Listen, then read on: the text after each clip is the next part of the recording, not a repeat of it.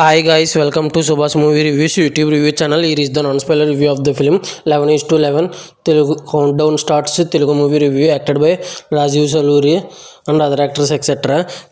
Music director కోటి గారి కొడుకు మూవీ ఇది 2021లో థియేటర్స్లో రావాలి కానీ ఎందుకో ఏ కారణమో తెలియదు కానీ ఓటీటీలోకి వచ్చింది 2025లో 2 hours 8 minutes రన్ టైంతో. చూసిన తర్వాత ఎలా అనిపించింది అనే విషయంలోకి వెళ్ళేలోపు కంటెంట్ చూడండి, నచ్చితే లైక్ షేర్ సబ్స్క్రైబ్ చేసి పక్కన ఉన్న గంట సింబల్ క్లిక్ చేసి ఛానల్ సపోర్ట్ చేయగలరు.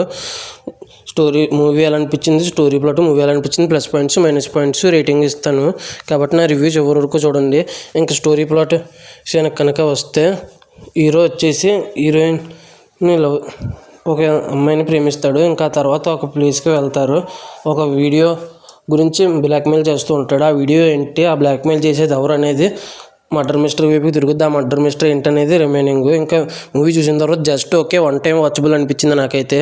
ఇంకా plus points minus points rating గురించి మాట్లాడదాం. ప్లస్ పాయింట్స్ విషయానికి కనుక వస్తే హీరో యాక్టింగ్, మ్యూజిక్ డైరెక్టర్ కోటి గారి కొడుకు పేరు రాజీవ్ సలూరి, ఇతను బాగా చేశాడు యాక్టింగ్. కానీ ఇంక ఈ మూవీలో వచ్చేసి మళ్ళీ కోటి గారు కూడా యాక్టింగ్ చేశారు.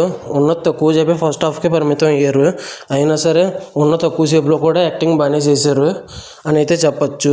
ఇంకా దీంతోపాటు సురేంద్ర అనే క్యారెక్టర్ ప్లే చేసిన పోలీస్ ఆఫీసర్ కూడా సెకండ్ హాఫ్లో మెయిన్గా కనపడ్డారు. ఇంకా హీరోయిన్ వచ్చేసి కూడా బాగానే చేశారు. వర్ష విశ్వనాథ్ అంట హీరోయిన్ పేరు. బాగానే చేశారు యాక్టింగ్.